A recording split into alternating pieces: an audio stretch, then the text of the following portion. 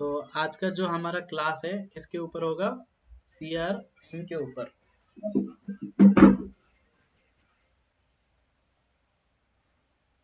किसके ऊपर होने वाली है? एम के ऊपर। CRM। तो होता क्या है, CRM में कहने के लिए कंटिन्यूइंग एयरवर्दनेस रिक्वायरमेंट लिखा गया है। तुम में से मुझे कोई बताएगा कि कंटिन्यूइंग एयरवर्दनेस क्या होता है?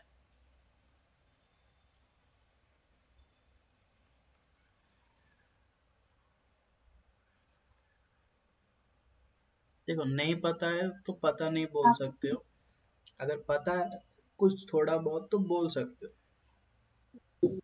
सर इट मीन सर कोई ऑर्गेनाइजेशन एमआरओ या फिर जो भी एयरक्राफ्ट होता है सर उसको मतलब कंटिन्यूइंग रखने के लिए हम बरकरार रखने के लिए जो भी हम उसके मेंटेनेंस या जो भी करते हैं उसकी जो भी रिक्वायरमेंट है इस सीआरएम में हम वो देखो, पढ़ते हैं कंटिन्यूइंग उसको एयरवर्दनेस रिक्वायरमेंट। और जो भी इसमें तुमने बहुत सारी चीजें हाइड रख दिया, जो कि एक सस्पिशियस चीजें क्रिएट करता है, इसमें कोई क्लैरिटी नहीं है।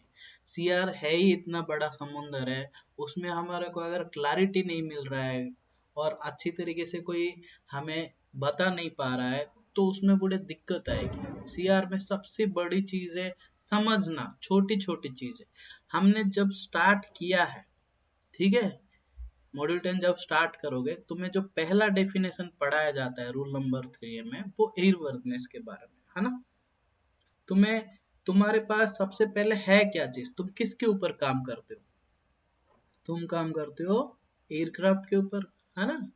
तो ये जो एयरक्राफ्ट है, ध्यान से सुन लेना, मॉड्यूल 10 में इंटरेस्ट बन जाएगा इस वीडियो के बाद। ओके, तो तुम जो एयरक्राफ्ट है उसके ऊपर काम कर रहे हो, ओके, ये एयरक्राफ्ट में तुम लोग किस लिए काम कर रहे हो?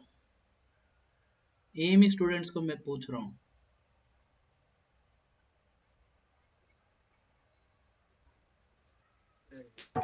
Sir to keep the aircraft fit to fly. Fit to fly कहीं पे दिखा पाएगा मेरे को तुम लाइन पूरी के पूरी मॉड्यूल 10 में? लेकिन फिर भी वही याद रखे हो तुम हमेशा, क्योंकि तुम ढूंढता नहीं है। तुम्हारे पास इंडियन एयरक्राफ्ट रूल्स 1937 की जो रूल है, एक बुक मिली होगी, ठीक है। वो रूल में रूल नंबर 3 में जाना, डेफिनेशंस एंड इंटरप्रिटेशंस करके वो रूल है, उसमें सारे के सारा क्या है? डेफिनेशंस है। मैं उस डेफिनेशंस को मानूं, एयरक्राफ्ट रूल्स 1937 को हम मानते हैं ना पूरे की पूरे मॉड्यूल 10 पढ़ने के लिए। तो यहाँ पे अगर उस डेफिनेशन को मानूं, तो जो हमारा एयरक्राफ्ट है, वो एयरक्राफ्ट के ऊपर मैंने क्या पूछा था, एयरवर्दनेस क्या है पूछा था। क्या पूछा था? एयरवर्दनेस क्या है पूछा था। तो यहाँ पे मैं क्या कर रहा हूँ, एक एयरक्राफ्ट के ऊपर अगर एयरवर्दनेस समझने की कोशिश कर रहा हूँ, तो मुझे दो चीजें याद रखना पड़ेगा। कौन सी चीज है? कि एयरक्राफ्ट को किसने बनाया? एयरक्राफ्ट को बनाया डिजाइनर ने, या टीसी, आरटीसी या एसटीसी होल्डर ने। अभी के लिए डिजाइनर याद रखो। डिजाइन ऑर्गेनाइजेशन जिसे तुम जनरली मैन्युफैक्चरिंग ऑर्गेनाइजेशन से बोल देते हो, उसे अभी से डिजाइनर बोलो, ठीक है। अभी दूसरी चीज क्या है? दूसरी चीज, ये डिजाइन होने के बाद इस एयरक्राफ्ट को खरीदता कौन है? ऑपरेटर। Operators, owners. 10 अपने आप में बहुत इजी है, बहुत इजी है, इसलिए तुम्हें बहुत कॉम्प्लिकेटेड लगता है, सच बोल रहा हूँ। क्यों? क्योंकि बहुत इजी वाली चीजों को तुम्हारे दिमाग में कोई इजी तरीके से रिप्रेजेंट नहीं किया, या तो वो कॉम्प्लिकेटेड है बोल के तुम्हारे दिमाग में कचड़ा भर दिया। एक मेंटेलिटी होती है ना, ये पेड़ के पास भूत है, भूत है, भूत है। लेकिन तुम्हारी जिंदगी बीत गई, आखिरी एक दिन बचा है, तुम गलती से वो पेड़ के पास गया, तो पता चला क्या? कि वहां पे भूत भूत नाम का कोई चीज ही नहीं है, मैंने पूरा दिन बिताया। लेकिन तुम आगे के दिन नहीं बिता सकता है ना, क्योंकि आज तो तुम्हारी मौत होने वाली है, एक दिन जिंदा रहने वाला है। तो इसीलिए इससे पहले ही तुम क्या करो, खुद ही आजमाओ, खुद ही चेक करो, तब क्या करो, इंश्योर करो। सेम थिंग यहाँ पे भी एयरवर्दनेस का डेफिनेशन तुम्हें जो दिया है, मैंने वही बता रहा हूँ। डिजाइनर ने एयरक्राफ्ट को बनाया, उस एयरक्राफ्ट को ऑपरेटर ने खरीदा। अब मुझे एक बात बताओ, ऑपरेटर उस एयरक्राफ्ट को खरीदने से पहले या खरीदते टाइम या खरीदने के बाद, दूसरी चीज, एयरक्राफ्ट को उस डिजाइनर ने क्या करते टाइम, डिजाइन करते टाइम या बनाते टाइम, इन चीजों के ऊपर किसका कंट्रोल है? Regulatory authority. Regulatory authority, very good. इसको एयरवर्नेस अथॉरिटी भी बोल जाता है, कॉम्पिटेंट अथॉरिटी भी बोल सकते हो, कोई भी है। हमारी इंडिया के लिए एग्जांपल क्या है? डीजीसी। डीजीसी। यूरोपियंस के लिए ईएसए है, अमेरिकन के लिए जनरली फा है, ऐसे बहुत सारी रेगुलेटरी अथॉरिटी है। तो वो एयरक्राफ्ट को जो कंपनी डिजाइन कर रही है, जो डिजाइनर डिजाइन कर रहा है, उसका एक रेगुलेटरी अथॉरिटी होगा। अगर डिजाइन इंडिया में हुआ है तो उस डिजाइनर को डिजाइनिंग ऑर्गेनाइजेशन का अप्रूवल देने से लेके उस एयरक्राफ्ट की डिजाइन को अप्रूव करना, मतलब जो टीसी देना, किसके हाथ में है? उसकी रेगुलेटरी अथॉरिटी के अंडर में। और एक बार इसके रेगुलेटरी की अथॉरिटी के अंडर में रहते हुए अगर वो एयरक्राफ्ट डिजाइन हो गया, बन भी गया, तो घर में तो नहीं रहेगा वो डिजाइनर के पास, वो किसको दे देगा? ऑपरेटर को बेच देगा मार्केट में, और वो चलाएगा उसको। तो यहाँ पे एक क्वेश्चन जनरेट होती है, मैंने अगर भाई डिजाइन किया हूं, मैंने मतलब डिजाइन ऑर्गेनाइजेशन, मैं अगर उसको बेच भी देता हूं, उस ऑपरेटर के ऊपर भी डीजीसीए का कंट्रोल रहता है कि नहीं? हाँ कि यस नहीं? सर। रहता है। कैसे रहता है वो भूल जाओ, रहता है। तो अभी मैं ये बताना चाहता हूं, तो ऑपरेटर क्या मानेगा? डीजीसीए का बात मानेगा, डीजीसीए जैसे बोलेगा वैसे उस एयरक्राफ्ट को रखेगा वो और यूज करेगा। यूज करेगा मतलब ये सर्विस प्रोवाइडिंग इंडस्ट्री है, तो सर्विस प्रोवाइड करेगा। क्या सर्विस प्रोवाइड करता है? जनरली ट्रांसपोर्टेशन, है ना, पैसेंजर को, कार्गो को। और डीजीसीए जैसे बोला है उस एयरक्राफ्ट को वैसे रखेगा। दूसरी चीज, यहाँ पे ऑपरेटर का और एक रेस्पॉन्सिबिलिटी बन जाता है कि वो जो एयरक्राफ्ट को खरीदा है, बनाने वाला तो डिजाइनर ही है ना, कैसे उड़ाएगा, कब कौन सा चीज खराब हो सकती है तो उसे रिप्लेस करना है, या कब कोई चीज खराब हो गई है तो उसे किस तरीके से रिप्लेस करना है, आज पर डिजाइन मेंटेन रखना भाई। मेरी जान का टुकड़ा को मैं तेरे हाथ में दे रहा हूं, कौन किसको बोल रहा है? डिजाइनर बोल रहा है ऑपरेटर को, है ना। क्या बोल रहा है? मैं दे रहा हूं, मैं क्या किया हूं? डिजाइन किया हूं, मेरे डिजाइन के हिसाब से इस एयरक्राफ्ट को हमेशा रखना। जैसे तुम्हारे पास एक बाइक आती है, तुम उसका क्या कर देते हो? उथल पुथल कर देते हो ना, अपने हिसाब से कस्टमाइज कर देते हो, उसका डिजाइन की तो बिगाड़ ही देते हो। अरे हाँ कि नहीं? कोई कोई नहीं भी बिगाड़ता है, लेकिन बिगाड़ देते हो। लेकिन ऐसे नहीं बिगाड़ने का। अगर तुमने एयरक्राफ्ट खरीदा, कोई सिस्टम कैसे डिजाइंड है, वो तभी उसका परफॉर्मेंस उस तरीके से देगा जिस तरीके से डिजाइन हुआ है, तब देगा जब ऑपरेटर उसका डिजाइन के हिसाब से उस सिस्टम्स को रखेगा। किस सिस्टम्स को? उन एयरक्राफ्ट के सिस्टम को या एयरक्राफ्ट को। एयरक्राफ्ट को भी अपने आप में एक सिस्टम माना जा सकता है, ठीक है। तो यहाँ पे हम क्या समझने की कोशिश कर रहे थे? एयरवर्दीनेस। भूल गए क्या? तो अभी मैं तुम्हें आसान सा डेफिनेशन बताता हूँ एयरवर्दीनेस का। क्या डेफिनेशन है? कि तुम्हारे पास अगर एयरक्राफ्ट है, एयरक्राफ्ट किसके पास है? ऑपरेटर। ऑपरेटर के पास।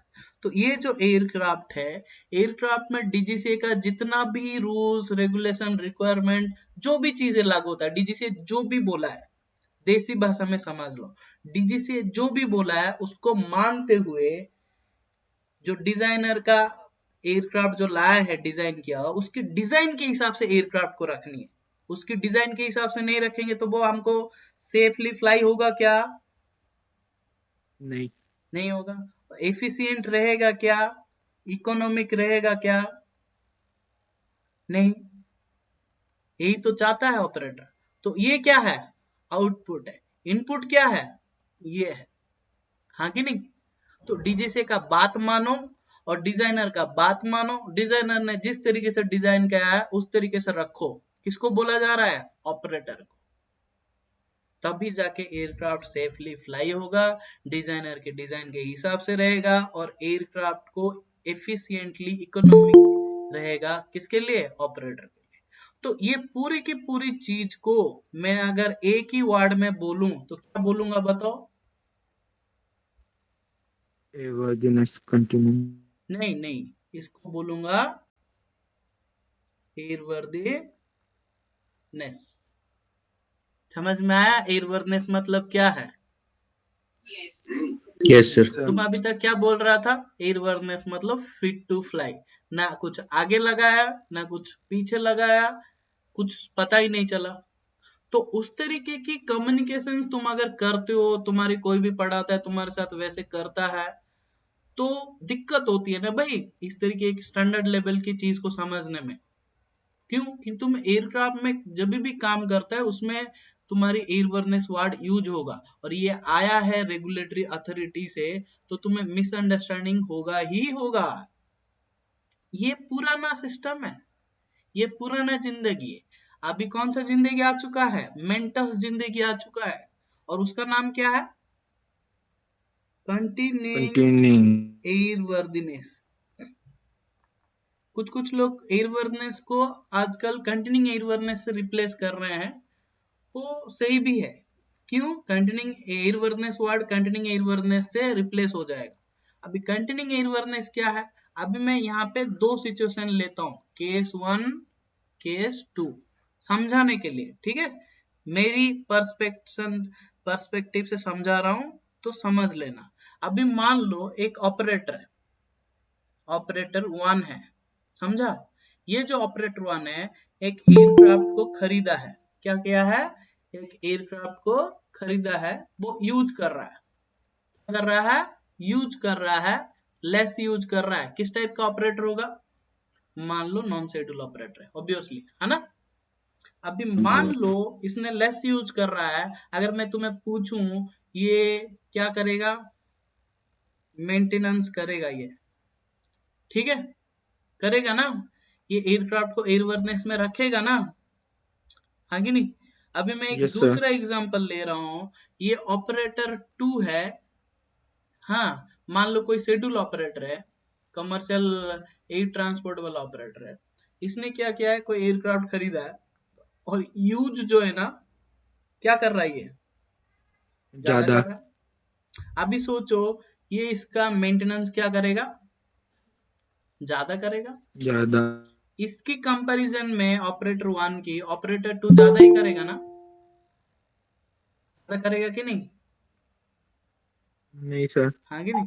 ये कॉमन सेंस है। अगर हमारे पास यूज कम मतलब कम मेंटेनेंस, यूज ज्यादा मतलब ज्यादा मेंटेनेंस। क्या तुम सब लोग मेरी इस बात में राजी हो? नहीं सर. तो यहाँ पे होता क्या है, ये बात पूरी तरीके से गलत भी नहीं है, तो ये बात पूरी तरीके से सही भी नहीं है। तो होता क्या है, ये मेंटालिटी है ना, कि मैं ज्यादा यूज किया तो यूज किया। मेरे मान लो एक नॉन शेड्यूल ऑपरेटर है, ये हर 3 महीने में 4 महीने में एयरक्राफ्ट निकलता है किधर जाना है, तो क्योंकि उसका कोई शेड्यूल नहीं रहता है, तो पड़ा हुआ रहता है। क्या वो मेंटेनेंस नीड नहीं करती है?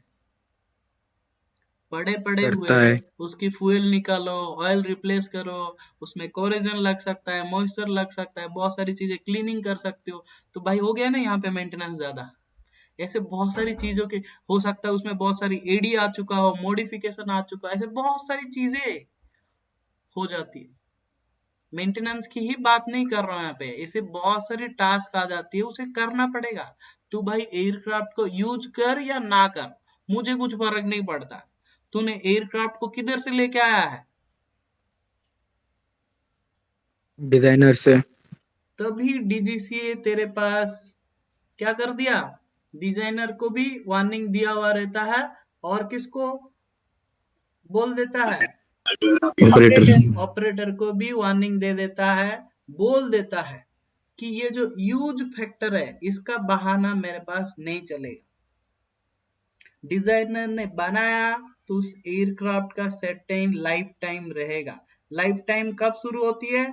जब तुम एयरक्राफ्ट को बना के ऑपरेटर को दे देते हो, वो यूज करना शुरू करेगा। मतलब लाइफ टाइम मान लो एक 20 ईयर्स है, एग्जाम्पल है सब कुछ, ठीक है?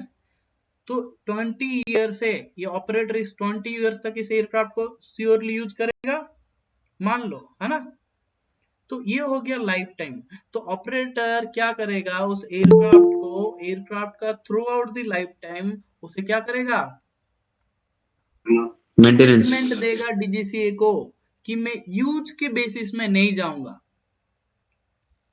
मैं किसके बेसिस में जाऊंगा, लाइफ टाइम के बेसिस में जाऊंगा। जब तक मेरे पास ये एयरक्राफ्ट है तब तक मैं क्या करूंगा, उसको एयरवर्दनेस में रखूंगा through out the life time continuously. Use की फैक्टर को मैं बेस नहीं बनाऊंगा हमेशा, खाली सिर्फ ओनली यूज का फैक्टर को बेस बनाऊंगा तो बाकी चीजें छूट जाएगा। बाकी चीजें क्या है वो जानने के लिए थोड़ा वेट करना, वो ही सारे टास्क को ही कंटिन्यूइंग एयरवर्दनेस टास्क बोला जाता है। ठीक है, वो टाइमली करना, टाइमली मतलब ये लाइफ टाइम में ही करना। किसकी लाइफ टाइम, उस एयरक्राफ्ट की।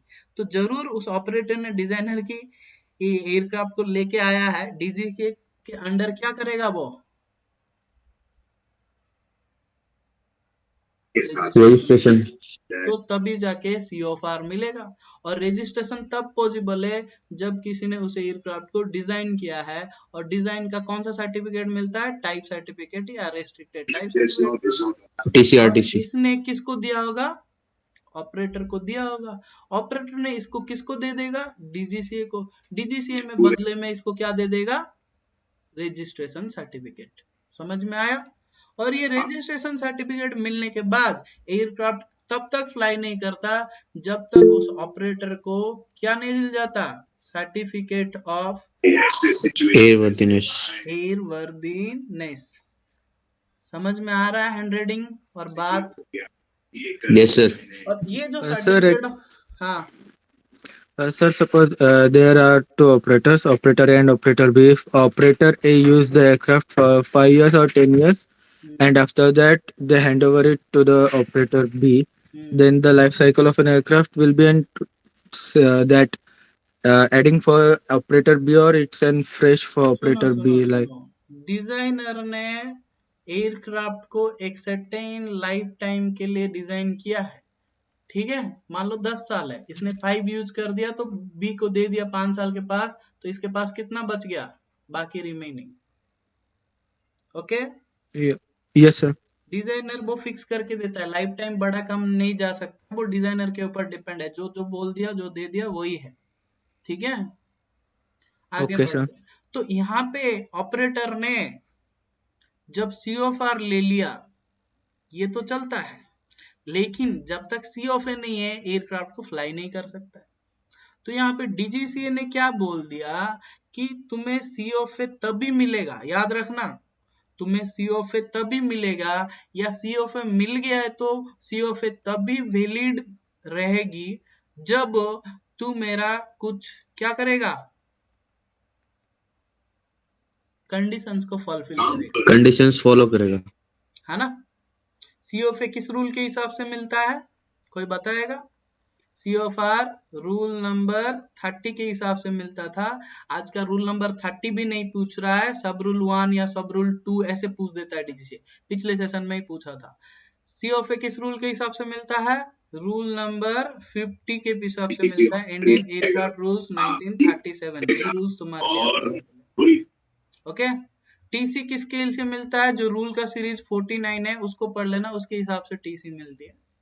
अभी बात ये है कि ये जो कंडीशंस वाला क्या है, ये कंडीशंस फुलफिल नहीं किए तो सीओएफए नहीं मिलेगा, या सीओएफए मिल गया है, तुमने ये कंडीशंस को भूल गया अपनी कमिटमेंट, तो सीओएफए इनवैलिड हो जाएगा, सस्पेंड हो जाएगा, कैंसिल भी हो सकता है। समझ रहा है। और ये सीओएफआर मिलने के बाद, सीओएफए मिलने से पहले ऑपरेटर के एयरक्राफ्ट के लिए ये जो कंडीशंस है, अगर इस कंडीशंस के बारे में दिन रात सोचोगे, मैं गारंटी देता हूं तुम मॉड्यूल 10 में मास्टर बन जाओगे। कभी कभी होता है ना, तुमने वो कीवर्ड को गूगल में सर्च कर दिया तो तुमने जो सोचा था वो मिल जाता है ना। सेम थिंग, तुम्हें वो कीवर्ड, जैसे तुम्हारे को कोई बीमारी है, डॉक्टर बहुत सारी दवाइयां देता है, लेकिन पता है वो दवाई जो एग्जैक्टली तुम्हारी वो बीमारी को ठीक कर सकती है वो चाहिए, है ना। तो यहाँ पे भी मॉड्यूल 10 की तो तुम्हारी जो दिमाग में कीड़ा है ना, बहुत बहुत ये है, वो ये कंडीशंस को एक्सप्लेन किया जाए तो समझ में आएगा। तो इसीलिए डीजीसीए ने रूल नंबर 50 से पहले एक और रूल लेके आया। कौन सा है? Rule number 50A। ये रूल तो 50 के बाद 50A में नंबर सिस्टम में आता है। एक्चुअली में ये रूल अप्लाई होता है रूल नंबर 50 से पहले, मतलब सीओफे देने से पहले, आज in the form of condition. क्या कंडीशन रख दिया मैं इसमें एक्सप्लेन कर रहा हूं। रूल नंबर 50A बोलता है क्या? कंडीशंस फॉर सी ऑफ ए। चलेगा इतना लिख दिया तो? ओके। Yes, sir. यस तो सर। मतलब तुम अगर रूल नंबर 50A की कंडीशंस को फुलफिल नहीं किया तो तब तक तुम्हारे को सी ऑफ ए नहीं मिलेगा। एक कंडीशन बताओ, तुम्हारे को जब तक उस एयरक्राफ्ट का और एयरक्राफ्ट ऑपरेटर का और उस एएमओ का, इन सब को मिला के क्या नहीं किए हो तुमने? एयरवर्नेस रिव्यू नहीं किए हो, ठीक है। और एयरवर्नेस रिव्यू होने के बाद ही तुम्हें क्या मिलेगा? सीओपी मिलेगा। आपको इसके ऊपर स्टैंड ले। एयरवर्नेस रिव्यू जब होता है तब जाके उस एयरक्राफ्ट का क्या मिलता है? एयरवर्नेस रिव्यू सर्टिफिकेट मिलता है। अब तुम सोच रहा होगा कि एयरवर्नेस रिव्यू क्या है और एयरवर्नेस रिव्यू होने के बाद सर्टिफिकेट क्यों दिया जाता है? एआरसी। तो होता क्या है, अभी के लिए फ्लो याद रखो। तो सी ऑफ आर मिला, उसके बाद सी ऑफ ए नहीं मिलता है। यहाँ पे क्या मिलता है बोलो? Arc एयरवर्नेस रिव्यू सर्टिफिकेट मिलता certificate. है। इसमें नॉइज एआरसी। सर्टिफिकेट भी लेना पड़ता है, वो सब मैं आना नहीं चाहता हूँ, कॉम्प्लेक्स हो जाएगा, अभी आसान बनाता है। तो मतलब जब type certificate, type design accept कर लेगा डीजीसीए, तब एयरक्राफ्ट को सर्टिफिकेट ऑफ रजिस्ट्रेशन देगा, तब जाके तुम्हारे को सीओफए देगा। लेकिन सीओफए देने से पहले, सीओफआर देने को बाद, उनके बीच में जो चीज होने वाली है वो क्या बोलेंगे हम उसको? Aircraft review certificate. Airworthiness review, याद रखना, और कुछ नहीं बोलना, एयरवर्दीनेस रिव्यू। तो एयरवर्दीनेस क्या है पता चला? मैं समझाया था, दिमाग में है? Yes, sir. यस हाँ, सर। sir. अभी रिव्यू की बात आता है। रिव्यू क्या होता है? जब तुमने कुछ चीजें किए हो, क्या किए हो? कुछ तो काम किए हो, कुछ ना कुछ हुआ है, वो सही तरीके से हुआ है कि नहीं, जिस तरीके से होना चाहिए था। ये जो कंडीशंस लिखा है, ये कंडीशंस में जो भी चीजें लिखा गया है, कुछ चीजें मैं बता रहा हूं, याद रखना। एयरक्राफ्ट सेफली फ्लाई हो रहा है with in the limit. Aircraft में जो भी मॉडिफिकेशंस आए वो मॉडिफिकेशन हो रहा है। एयरक्राफ्ट आज पर मेंटेनेंस प्रोग्राम में मेंटेनेंस हो रहा है। एयरक्राफ्ट में जो भी एडी आया है या नॉन मैंडेटरी मॉडिफिकेशंस आया है वो चीजें हो रहा है कि नहीं। एयरक्राफ्ट का टेस्ट फ्लाइट टाइम पे हो रहा है कि नहीं। एयरक्राफ्ट में ऐसे नंबर ऑफ चीजें टाइमली हो रहा है कि नहीं, ठीक है। इवन नया एयरक्राफ्ट है तभी भी ये किया जाता है। नया एयरक्राफ्ट है तो पहली बार एयरवर्नेस रिव्यू सर्टिफिकेट इशू किया जाता है। दोबारा जब सर्टिफिकेट ऑफ एयरवर्नेस को तुम रिन्यू कर रहे होंगे, उस टाइम पे भी, उससे पहले भी तुम्हारे को क्या हुआ रहना चाहिए? एयरवर्नेस रिव्यू हुआ रहना चाहिए, और उस एयरक्राफ्ट के पास वैलिड एयरवर्नेस रिव्यू सर्टिफिकेट होना चाहिए। जब तक उस एयरक्राफ्ट के बारे में सब कुछ, ये सारी चीजें इंश्योर नहीं किया जाएगा, क्या करके? एयरवर्नेस रिव्यू करके। वो जनरली डीजीसीए करता है, और आजकल केमो ऑर्गेनाइजेशन को दे दिया है। मैं बताऊंगा केमो ऑर्गेनाइजेशन क्या है, ठीक है। तो यहाँ पे एयरवर्नेस रिव्यू जब तक नहीं होता है, तब तक तुम्हारी एयरक्राफ्ट को क्या नहीं मिलने वाला है? of airworthiness. C of A, certificate of airworthiness, है ना। तो ऐसे मैं तुम्हारे पास बहुत सारी कंडीशंस लेके आऊंगा, जो कंडीशंस को आगे जाके रूल नंबर 50A के हिसाब से वो कंडीशंस को डीजीसी लेके आता है।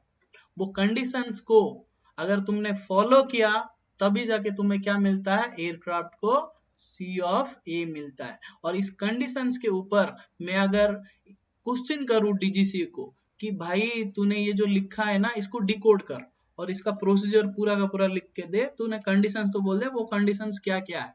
इसको अगर मैं बोलूं डीजीसीए एक सिविल एविएशन रिक्वायरमेंट लिख दिया है, और वो डीजीसीए जो सिविल एविएशन रिक्वायरमेंट लिख दिया है, एक प्रोसीजर एक रिक्वायरमेंट, उसका नाम क्या है?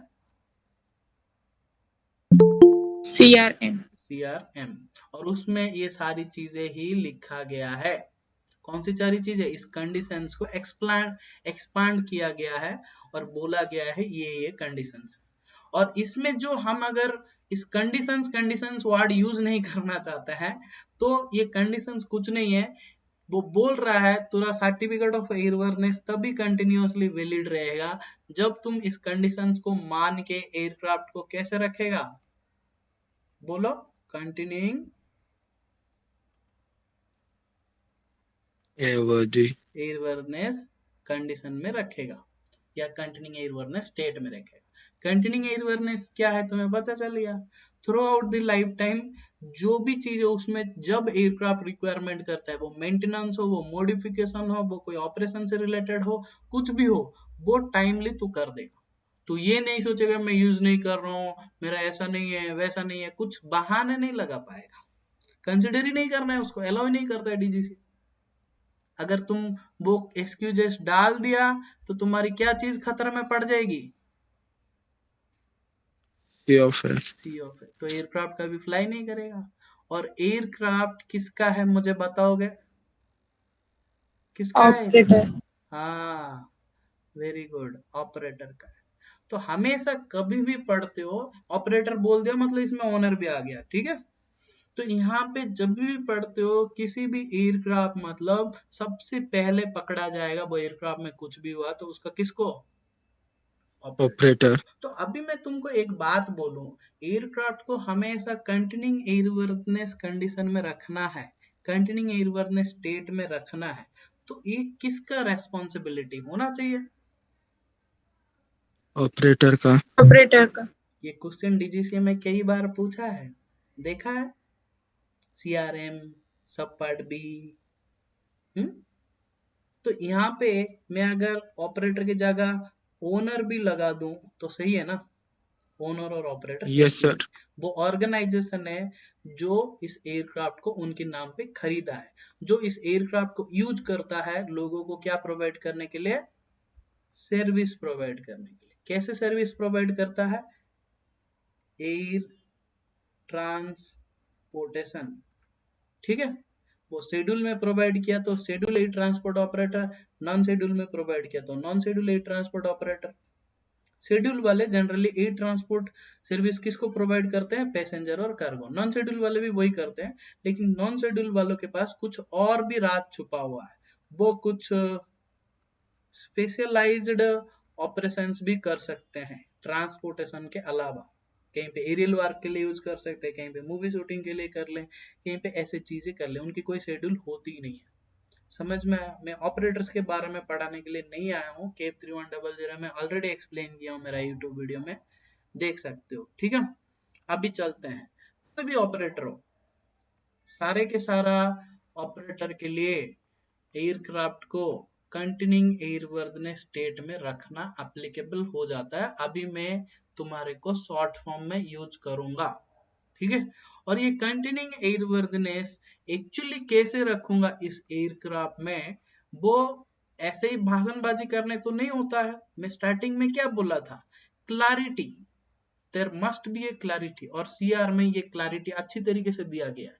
तो मुझे अभी पूछना पड़ेगा किसको? डीजीसीए को। भाई कंटिन्यूइंग एयरवर्नेस का डेफिनेशन तो आपने बता दिया, एक रूल भी लगा दिया, लेकिन एक्चुअली में कौन सा टास्क है जो टास्क को मैं अगर एयरक्राफ्ट के ऊपर करूंगा विद द रेस्पॉन्सिबिलिटी ऑफ किसका? बोलो रे। With the responsibility operator. Of, हाँ बोलो, सही बोल रहे हो। ऑपरेटर और ओनर। हाँ, तो ऑपरेटर को ये रेस्पॉन्सिबिलिटी दे दी गई है कंटिन्यूइंग एयरवर्नेस की, तो कंटिन्यूइंग एयरवर्नेस टास्क की भी रेस्पॉन्सिबिलिटी इसी का ही है। किसका? ऑपरेटर और ओनर। हाँ, तो with the responsibility of this owner और ऑपरेटर, ये क्या करेगा? ये टास्क को एयरक्राफ्ट में इम्प्लीमेंट करेगा। तो ये टास्क क्या क्या टास्क है वो डीजी से बताएगा। कहाँ बताएगा? CARM में बताएगा, है ना, है ना। रेस्पॉन्सिबिलिटी इसकी है, लेकिन ये टास्क को अगर मैं एयरक्राफ्ट के ऊपर अगर इम्प्लीमेंट करना चाहता हूं तो इस ऑपरेटर को जो रेस्पॉन्सिबिलिटी दिया गया है ये बनाएगा एक सिस्टम। अभी थोड़ा सा कॉम्प्लिकेटेड होगा, ध्यान से सुनना। कभी भी किसी को रेस्पॉन्सिबिलिटी दिया गया है किस काम का, बोलो? कोई भी एक कंटिन्यू काम, हाँ कोई भी एक काम हो सकता है, कोई दिक्कत नहीं है। अभी कंटिन्यूइंग एयरवर्नेस बोल दो तो ये काम ही है, काम ही है ना भाई। तो ये जो काम है, ये काम को रेस्पॉन्सिबिलिटी इसको दिया गया, तो जरूरी नहीं कि यही डायरेक्टली करे। इसके पास बहुत सारी चीजें रहती है, तुम्हें भी पता है, बहुत सारी डिपार्टमेंट्स रहती है। और ये काम सब कुछ क्या है, कोई एक सिंगल मेंटेनेंस का काम नहीं है, बहुत डिफरेंट। कोई ऑपरेशंस का काम हो सकता है, कोई मेंटेनेंस का, कोई मॉडिफिकेशन का, कोई फ्लाइट टेस्टिंग का, कोई बहुत सारी काम हो सकता है। ये काम को अगर टाइमली करना है तो ऑपरेटर सारे के सारे काम उखाड़ के नहीं कर पाएगा अपने आप। उसके लिए उसे क्या डेवलप करना पड़ेगा? सिस्टम। सिस्टम मतलब क्या है? सिस्टम मतलब तभी वर्ड यूज किया जाता है जब किसी काम का किसी को क्या दिया गया है? रेस्पॉन्सिबिलिटी दिया गया है टाइमली करने के लिए। और वो किसको दिया गया होगा? किसी पर्सन या ग्रुप ऑफ पर्सन को दिया गया। ये सारी चीजें CRM में लिखा गया, वही मैं बता रहा हूँ, याद रखना। तो किसी पर्सन को या ग्रुप ऑफ पर्सन को वो रेस्पॉन्सिबिलिटी दिया गया है किसी काम का, किसके ऊपर करने के लिए? ऑब्वियसली एयरक्राफ्ट के ऊपर। तो हम उस टाइम पे हम इतना एक्सप्लेन नहीं करेंगे, क्या करेंगे? सिस्टम बोल देंगे। अभी जैसे मैं तुम्हारे को छोटी सी काम दे रहा हूँ, यहाँ पे लिखा है there should must be a systems, या सिस्टम होना चाहिए। तो तुम यहाँ पे क्या दिमाग लगाओगे, क्या समझोगे, बताओ? पर्सन और ग्रुप ऑफ पर्सन। शायद आप पर्सन पे चले गए और कुछ नहीं सोचे यहाँ पे। वर्क। हाँ, तो डीजीसीए CRM में कहीं पे भी एक सिस्टम वर्ड यूज किया है, there must be a system for this. मतलब वहां पे कुछ ना कुछ काम को करने के लिए बोल रहा है, और इस काम का रेस्पॉन्सिबिलिटी किसी को ना किसी को देने के लिए बोल रहा है। समझ में आ गया? Hello. Yes sir, yes sir. तो अभी पीछे आते हैं। तो अभी बहुत सारी जगह CRM में सिस्टम लिखा है, तो मुझे बहुत सारी टाइम में स्टूडेंट पूछते हैं सर ये सिस्टम क्या है। ठीक है, तो अभी सिस्टम क्या है, मिसकंसेप्शन नहीं रहना चाहिए, क्लैरिटी होना ही चाहिए। समझ में आया? अभी बात करते हैं, अभी CRM कंटिन्यूइंग एयरवर्नेस की रिक्वायरमेंट जो लिखी गई है, कंटिन्यूइंग एयरवर्नेस की टास्क कौन सा है ना। कंटिन्यूइंग एयरवर्नेस की रेस्पॉन्सिबिलिटी किसको दिया गया है? ऑपरेटर को। और वो ऑपरेटर इस टास्क के हिसाब से बहुत सारे लोगों को ऐसे सिस्टम बना के या डायरेक्टली रेस्पॉन्सिबिलिटी डिस्ट्रीब्यूट कर दिया है। समझ में आया? किस किस को डिस्ट्रीब्यूट किया होगा, कुछ अंदाजा? कोई कुछ बोल रहा है? अभी आते हैं। अभी अपने पास अगर कोई एयरक्राफ्ट है, उसका मालिक कौन है? ऑपरेटर और ऑपरेटर, ओनर। ऑपरेटर ही है ना। तो ये ऑपरेटर को अभी रेस्पॉन्सिबिलिटी किस चीज की मिल गई? Aircraft continuing. कंटिन्यू। तो कंटिन्यूइंग एयरवर्नेस का रेस्पॉन्सिबिलिटी ओवरऑली अल्टीमेटली उस एयरक्राफ्ट के लिए ऑपरेटर ही रहेगा। क्वेश्चन आया तो यही मारने का, लेकिन वो क्या करता है? कुछ काम नहीं करता है। On the basis of this responsibility वो डिस्ट्रीब्यूट कर देता है। एयरक्राफ्ट को कंटिन्यूइंग एयरवर्नेस में रखने के लिए जो बहुत बड़ा रोल प्ले करता है ऑपरेटर के लिए, ऑपरेटर अपने एयरक्राफ्ट के लिए लेता भी है अप्रूवल, या किसी अप्रूव्ड ऑर्गेनाइजेशन को कॉन्ट्रैक्ट में भी दे देता है। वो ऑर्गेनाइजेशन का नाम है एयरक्राफ्ट मेंटेनेंस ऑर्गेनाइजेशन। ठीक है। और दूसरी चीज, ये जो कंटिन्यूइंग एयरवर्नेस टास्क खाली मेंटेनेंस ऑर्गेनाइजेशन को ही नहीं है, जो ऑपरेशन में डिपार्टमेंट में PIC होता है, pilot in command, first officer, ऐसे बहुत चीजें होता है, उनको भी रेस्पॉन्सिबिलिटी दे देता है बहुत सारी काम का। कौन सा काम का? कंटिन्यूइंग एयरवर्नेस टास्क का, लेकिन ओवरऑल कंटिन्यूइंग एयरवर्नेस का रेस्पॉन्सिबिलिटी कौन रखा हुआ है? ऑपरेटर अपने हाथ में रखा हुआ है। लेकिन ये टास्क का रेस्पॉन्सिबिलिटी डिस्ट्रीब्यूट कर देता है किसको?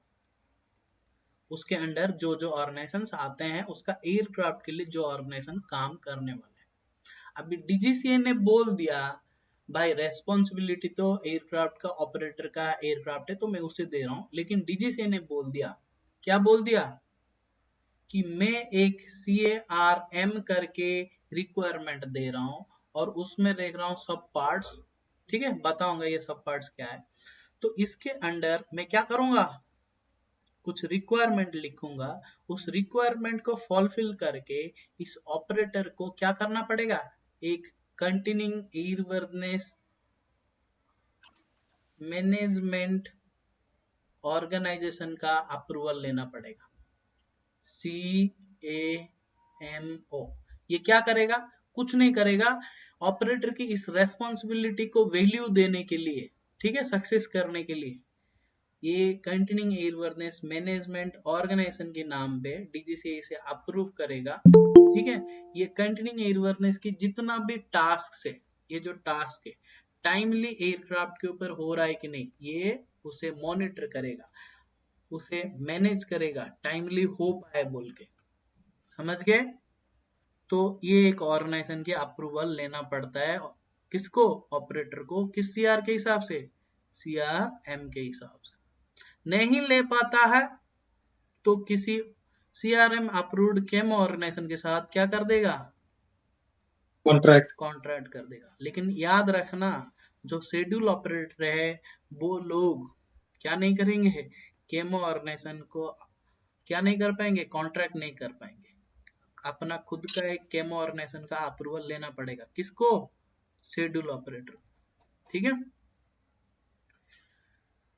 अभी आगे बढ़ते हैं, यहां तक कोई डाउट है? इसका मतलब यहाँ पे एक टीम वर्क चलती है, किस किस की? ऑपरेटर की, अच्छे से लिखता हूं, ऑपरेटर की, केमो की और एमो की। जो ओवरऑल रेस्पॉन्सिबिलिटी ऑपरेटर को दिया गया है कंटिन्यूइंग एयरवर्नेस या कंटिन्यूइंग एयरवर्नेस टास्क की या कंटिन्यूइंग एयरवर्नेस मैनेजमेंट करने की, वो इन तीनों मिलके निभाते हैं। किसके ऊपर? एक एयरक्राफ्ट के ऊपर। समझ में आया? मतलब तुम्हें अगर कंटिन्यूइंग एयरवर्नेस समझने की कोशिश करना है तो कोशिश तब तक फेल रहेगी जब तक तुम ऑपरेटर क्या है अच्छे से नहीं जानते हो, जब तक तुम मेंटेनेंस ऑर्गेनाइजेशन क्या है अच्छे से नहीं जानते हो और एयरक्राफ्ट क्या है अच्छे से नहीं जानते हो। तो जनरली एयरक्राफ्ट के ऊपर इन तीन लोगों का चलता है और इन तीन लोगों के ऊपर राज कौन करता है? डीजीसीए। समझ में आया? ओके। तो अभी थोड़ा CRM पढ़ रहे हो तो बी केयरफुल कि तुम्हें इन चीजें अच्छी तरीके से पता होना चाहिए, हाँ कि नहीं? जो कंटिन्यूइंग एयरवर्नेस की रिक्वायरमेंट डीजीसीए ने लिख रखा है, वो कंटिन्यूइंग एयरवर्नेस की रिक्वायरमेंट इन्हीं तीन जनों के आसपास ही घूम रहा होगा और इन तीनों जन को घूम रहा होगा, इसमें डीजीसीए ऐड करता है किसको? या डिजाइनर को। क्यों? क्योंकि भाई ऑपरेटर जो भी काम करता है उस एयरक्राफ्ट में ऑपरेटर को क्या पता है, केमो को क्या पता है, या मेंटेनेंस ऑर्गेनाइजेशन को क्या पता है? उसमें सब कुछ अगर एयरक्राफ्ट के बारे में किसी को पता है तो वो कौन है? डिजाइनर है। तो उस डिजाइनर ने बहुत सारी डाटा इनको देता है ऑपरेटर को, और वो डाटा को जनरली ये लोग स्प्रेड करते हैं अपने में। किस किस के बीच में बांट लेते हैं? ऑपरेटर, केमो, एम, है ना। और ये डाटा के साथ ये जनरली टेक्निकल डाटा रहते हैं, आज in the form ICA CR21 पढ़ा होगा तो पता चलेगा, इंस्ट्रक्शंस फॉर कंटिन्यूइंग एयरवर्नेस। दूसरी चीज, हमें क्या करना है? डिजाइनर की ही बात थोड़ी ना मानना है, किसका बात मानना है? डीजीसीए का भी बात मानना है, डीजीसीए का कोई CR का, जैसे CRM का, CR145 का, CR21 का, सारे के सारे सेक्शन 2 जो जो एप्लीकेबल होता है उस एयरक्राफ्ट में सारे के सारा, और उसके साथ कौन सा रूल्स, स्पेशली 1937 रूल्स। ओके, तो अभी Yes, sir. इतना के बारे में अच्छे से पता है तभी CRM शुरू कर सकते हो। अगर नहीं भी पता है तो मैंने अभी तक जितना चीजें बताया उसको दिमाग में रख के उतना एटलीस्ट समझ के क्या शुरू कर सकते हो CRM। अभी तुम्हें पता चल गया है CRM के हिसाब से ऑपरेटर एयरक्राफ्ट का कंटिन्यूइंग एयरवर्नेस मैनेजमेंट करेगा। उसमें जो मेन रोल प्ले करेगा ऑपरेटर के लिए वो कौन है? केमो है ना। तो केमो ऑर्गेनाइजेशन अगर कंटिन्यूइंग एयरवर्नेस मैनेजमेंट करेगा, कैसे? वो कंटिन्यूइंग एयरवर्नेस टास्क को टाइमली एयरक्राफ्ट में एग्जीक्यूट करके। तो केमो ऑर्गेनाइजेशन अगर कंटिन्यूइंग एयरवर्नेस कर रहा है तो कंटिन्यूइंग एयरवर्नेस मैनेजमेंट ऑर्गेनाइजेशन अप्रूवल इसे किसने दिया? डीजीसीए ने। और ये किसने अप्रूवल लिया? कोई ना कोई ऑपरेटर ने या कोई ना कोई ऑर्गेनाइजेशन ने केमो का अप्रूवल लिया। तो डीजीसीए इसको कैसे अप्रूवल देगा? डीजीसीए वो कौन सा प्रोसीजर लिखा है जिसे फॉलो करके केमो ऑर्गेनाइजेशन या ऑपरेटर का सारे के सारा ऑर्गेनाइजेशन एयरक्राफ्ट को कंटिन्यूइंग एयरवर्नेस स्टेट में रखेगा। तो ये क्वेश्चन को अगर एलाबोरेट करने के लिए जाए तो डीजीसीए ने ये सीआरएम लिखा है। किसके लिए? ऑपरेटर के लिए भी और खुद के लिए भी। समझ में आया? तो कंटिन्यूइंग एयरवर्नेस अभी कॉम्प्लिकेटेड होता जा रहा है। ऑपरेटर भी कंटिन्यूइंग एयरवर्नेस का ख्याल रख रहा है और कौन रख रहा है? डीजीसी भी रख रहा है। समझ में आया? अभी बात ये है कि CARM जो लाया गया है किस लिए लाया गया अभी तक अंदाजा हो गया होगा। CRM दो सेक्शंस में लाया गया है, मतलब दो पार्ट में, सेक्शन ए और section b. Section b DGC के लिए लाया गया है। जो भी CRM का कंटिन्यूइंग एयरवर्नेस रिक्वायरमेंट डीजीसी के लिए एप्लीकेबल होता है वो डीजीसी देखेगा, हम नहीं पढ़ेंगे। जैसे किसी को अप्रूवल देना हो या कोई कंटिन्यूइंग एयरवर्नेस काम में डीजीसी किसी प्रोसीजर को तहत उसको मॉनिटर करना हो, कुछ परमिशन देना, कुछ भी करना हो, वो डीजीसी ये प्रोसीजर को फॉलो करेगा। ये जनरली अभी एपीएम चैप्टर में चला गया है डीजीसी के वेबसाइट में, ठीक है, ढूंढ लो मिल जाएगा। अभी आते हैं सेक्शन ए में। सेक्शन ए में जो कंटिन्यूइंग एयरवर्नेस मैनेजमेंट रिक्वायरमेंट लिखा गया है वो किसके लिए लिखा गया है? ऑपरेटर के लिए लिखा गया है। अगर ये ऑपरेटर के लिए लिखा गया है तो और कौन लोग इसे फॉलो करेंगे? ऑपरेटर का केमो भी फॉलो करेगा, एएमओ भी फॉलो करेगा। अगर ऑपरेटर बोल दिया तो ऑपरेशन डिपार्टमेंट के अंदर जो भी आते हैं वो भी फॉलो करेंगे और डिजाइनर भी फॉलो करेगा इनडायरेक्टली। क्यों? क्योंकि जब भी ऑपरेटर को तकलीफ होगा, केमो को तकलीफ होगा, एएमओ को तकलीफ होगा, है ना, वो किसके पास जाएंगे? या तो डीजीसी के पास। डीजीसी के पास गए तो उनके पास ये रिक्वायरमेंट ऑलरेडी है प्रोसीजर। अगर डिजाइनर के पास गए तो डिजाइनर भी उन्हें हेल्प करता है, मतलब डिजाइनर भी इन चीजों को इनडायरेक्टली मानता है। समझ में आया? तो हम क्या पढ़ रहे हैं? CRM का कौन सा सेक्शन पढ़ रहे हैं? तो वो ध्यान में रहना चाहिए, हम शॉर्टली से CRM ही बोलते हैं। तो ये जो CRM है ये एक्चुअली यूरोपियन बुक है। कौन सा बुक है? यसा पार्ट M करके बुक है, उसको हमने उठा दिया है और कुछ नहीं है, कॉपी पेस्ट। तो ये जो है इसलिए किया गया है, इको ने रेकमेंड किया था कि सब लोग इसे फॉलो करो, एक ही तरह का यूनिफॉर्मिटी आ जाएगा ताकि हार्मोनाइज हो जाए, सब लोग एक ही तरीके का चीजें फॉलो करें तो अच्छा है। ठीक है, जैसे कॉलेज में तुम सब लोग एक ही प्रकार का पैंट शर्ट एक ही कलर का पहन के जाते हो, है ना, तो मजा आता है, मौज करते हो। तो अभी जो CRM की सेक्शन है ये डिवाइड किया गया है सब पार्ट में। सब पार्ट ए क्या है? इस बुक के बारे में जनरल चीजें लिखा गया है। सब पार्ट बी में क्या लिखा गया है? मैं सबसे पहले क्या बोला था? कंटिन्यूइंग एयरवर्नेस की किसको ना किसको क्या दिया जाएगा? रेस्पॉन्सिबिलिटी दी जाएगी और उसका अकाउंटेबिलिटी कोई तो लेगा। वो रेस्पॉन्सिबिलिटी के बारे में इस सब पार्ट बी में बताया गया है। अभी अगर पढ़ोगे तो समझ में आएगा, नहीं आएगा मेरे ग्रुप में पूछना, मैं बताऊंगा। अब बात आ रही है रेस्पॉन्सिबिलिटी के बारे में, तो यहाँ बहुत कुछ बोलेगा, लेकिन एक्चुअली में कंटिन्यूइंग एयरवर्नेस टास्क कौन सा है वो सब पार्ट सी में लिखी गई है। कंटिन्यूइंग एयरवर्नेस टास्क हो गया एयरक्राफ्ट में, तुमने कर दिया, तो कंटिन्यूइंग एयरवर्नेस रिकॉर्ड्स भी तुम्हें बनाना पड़ेगा, और रिकॉर्ड्स का रेस्पॉन्सिबिलिटी किसको दिया जाएगा, उसके लिए क्या बनाओगे, जल्दी से बोलो, इसका मतलब क्या है, सिस्टम बनाई जाएगी। समझ में आया? अभी सब पार्ट डी नहीं है सीआरएम में, मान लो मैं सब पार्ट डी को यहाँ लिख देता हूँ, सब पार्ट ई नहीं है मान लो अभी के लिए, सब पार्ट एफ नहीं है। अभी तुम्हें बोला था ना मैंने, क्या बोला था कि एक केमो ऑर्गेनाइजेशन का भी अप्रूवल लेना पड़ता है, वो सब पार्ट जी के हिसाब से केमो ऑर्गेनाइजेशन का अप्रूवल कैसे लेना है, वो किस तरीके से कंटिन्यूइंग एयरवर्नेस मैनेजमेंट करेगी, सबको सब पार्ट जी में लिखा गया। उसके अलावा मैं बोला था ना, कंटिन्यूइंग एयरवर्नेस तो तभी करोगे जब सीओएफ मिलेगा, और सीओएफ मिलने से तुम्हें क्या करना है, क्या करना है, एयरवर्नेस रिव्यू करना है भाई, कंडीशन है ना, तो एयरवर्नेस रिव्यू सर्टिफिकेट होना चाहिए, तो वो सब पार्ट आई में लिखी गई। तो एक्चुअली में सीआरएम बहुत छोटा है, तुम्हें कितना सब पार्ट्स पढ़ना है, सब पार्ट ए बी सी जी और आई। समझ में आया? हेलो? Yes, sir.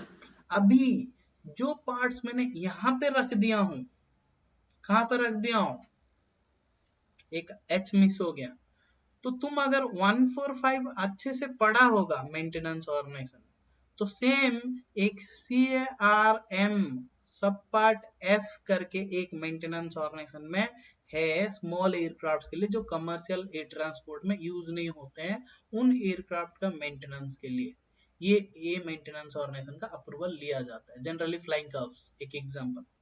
तो मेंटेनेंस स्टैंडर्ड से, कंपोनेंट से मेंटेनेंस ऑर्गेनाइजेशन का अप्रूवल कैसे लेना है, और सीआरएस कब इशू करना है, maintenance organisation manual.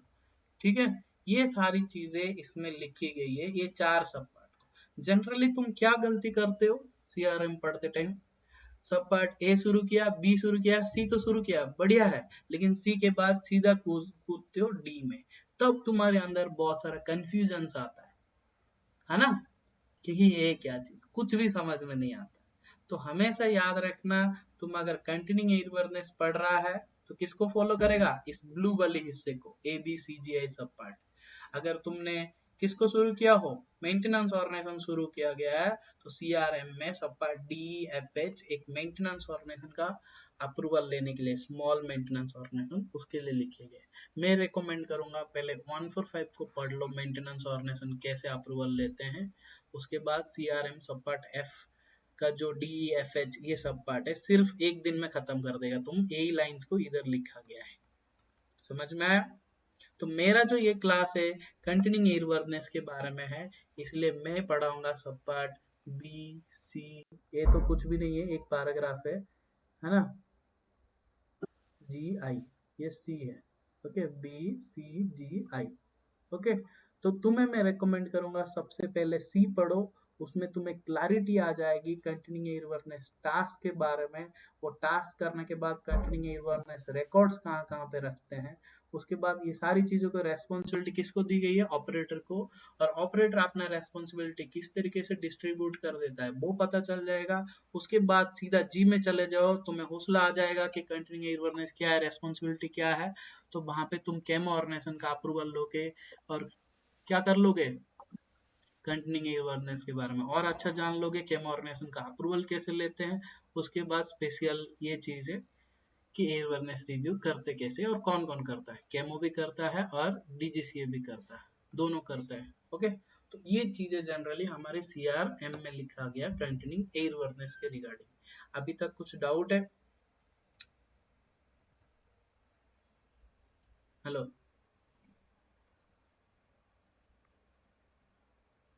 Hello? No, sir. Okay. तो अभी तुम अगर इसमें आते हो, सीआरएम पढ़ने से पहले बहुत सारे डेफिनेशंस तुम्हें पता नहीं होता है, क्योंकि तुमने तो पढ़ते नहीं हो ना डेफिनेशंस जो रूल बुक है रूल नंबर 3 उसमें पढ़ते नहीं हो, फिर भी डीजीसी ने तुम्हारे लिए क्या रखा है, डेफिनेशंस दे दिया है। एयरक्राफ्ट मीन्स क्या है, एक एक लाइन। सर्टिफाइंग स्टाफ क्या है, कॉम्प्लेक्स मोटर पार्ट एयरक्राफ्ट क्या है, non complex motor part aircraft क्या है। मैंने तुम्हें जो समझाया आज यही पैराग्राफ ही समझाया।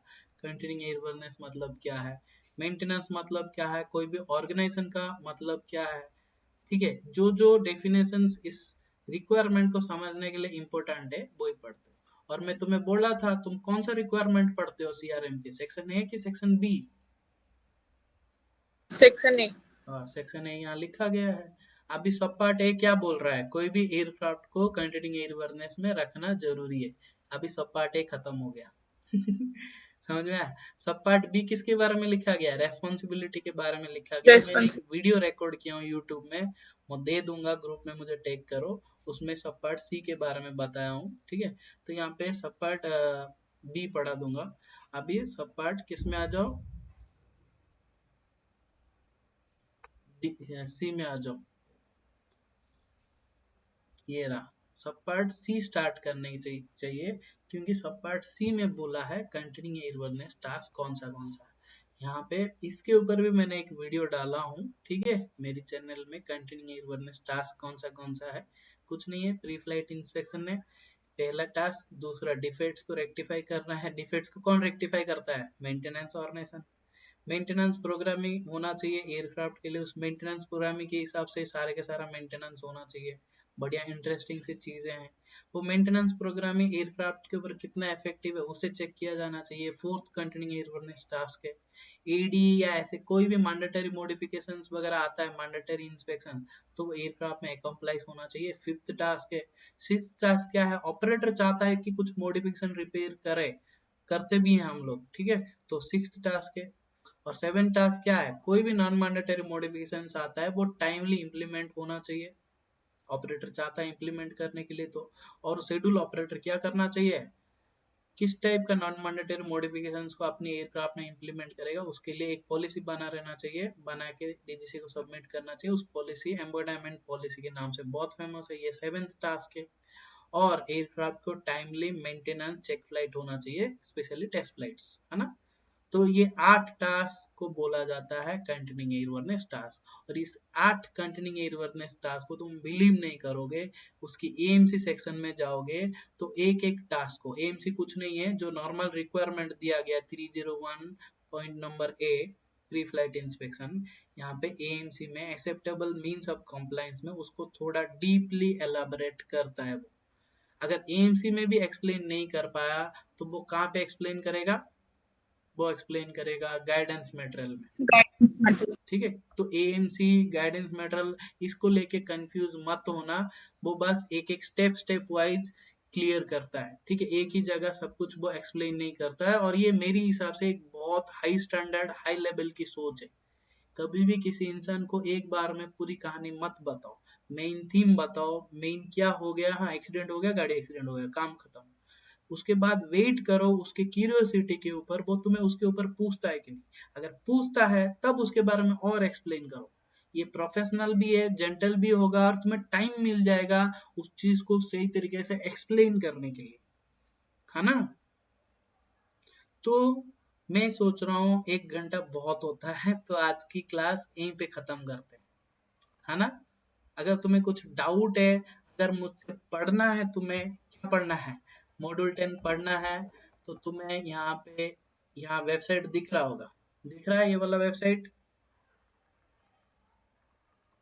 है ना। ऑलरेडी मैं एक मॉड्यूल 10 में कोर्स लॉन्च किया हूँ, मॉड्यूल 10 कंप्लीटली पढ़ा रहा हूँ उसमें, और टेस्ट सीरीज दे रहा हूँ, नोट्स दे रहा हूँ, उसमें डिस्कशन फोरम भी है, मैं दिखा दूंगा, वेट करना। नहीं तुम लोग पढ़ लोगे, थोड़ी बहुत ही डाउट रहेगा तो हफ्ते में 1-2 लाइव क्लास वगैरह, तो लाइव क्लास उसमें ले लूंगा उस वेबसाइट में, ये मेरा ही वेबसाइट है। और उसमें पूरा का पूरा डेली टेस्ट सीरीज दे दूंगा तुम्हें, कंप्लीट ऐसा टेस्ट सीरीज जिससे तुम फेल होने का कोई नामो निशान नहीं रहेगा। ठीक है, इस सेशन के लिए ही बोल रहा हूँ। कुछ कोई करना चाहते हो तो मेरी यहाँ पे आ सकते हो, किसमें, वेबसाइट में, यह रहा वो वेबसाइट aviologist.graphic, यहाँ पे कोर्सेस लिखा हुआ है, दिख रहा है वेबसाइट। इस कोर्सेस में जाओगे तो ऑलरेडी मॉड्यूल 6 के कोर्स खरीद रखे हैं, वो कर रहे हैं। ये देख रहे हो मॉड्यूल 10 ऑनलाइन कोर्स, इसके ऊपर अगर आप क्लिक करोगे तो इसमें आपको वो कोर्स ओपन हो जाएगा, दिख पा रहे हो? हेलो, ठीक है। ये तो ज्यादा हो जाएगा, जिसको कुछ भी नहीं आता है मेरे हिसाब से उसे ये कोर्स खरीदना चाहिए। लेकिन तुम चाहते हो सिर्फ टेस्ट सीरीज प्रिपेयर करना हो तो मैं 5 to 600 के नीचे ही रखूंगा और सारे के सारा chapter wise A to Z पूरा टेस्ट सीरीज प्रिपेयर करूंगा, प्लस पिछले 5 सेशन की 5 जो सेशन में जो जो टेस्ट हुआ है डीजीसी का द्वारा वो भी सॉल्व करके आज in the form of test तुम्हें टेस्ट ले लूंगा। और वो कैसे दिखता है एक्सपीरियंस करने के लिए तुम यहाँ पे देख सकते हो, यहाँ पे तुम्हें वीडियो मिल जाएगा हर कोर्स का, ठीक है। और यहाँ पे टेस्ट सीरीज तुम्हारे लिए रखूंगा तो यहाँ पे देखना। हेलो, दिख रहा है क्या? यहाँ पे कोई भी टेस्ट में जा सकते हो, टेस्ट में जाके तुम स्टार्ट बटन दबा सकते हो। जब तुम्हें कोर्स परचेज किया होगा तभी ये तुम्हें मिलेगा, और तब तुम क्या कर सकते हो, जैसे ये क्वेश्चन तुमने पढ़ा तो इसका आंसर यहाँ मार्क किया तो यहाँ पे सेव एंड नेक्स्ट कर सकते हो। यहाँ पे दिख जाएगा ग्रीन में कि इसको तुमने मार्क किया है। नहीं, अब ये क्वेश्चन तुम्हें नहीं आ रहा है तो मार्क पर रिव्यू और नेक्स्ट कर सकते हो, ये अलग कलर में रहेगा।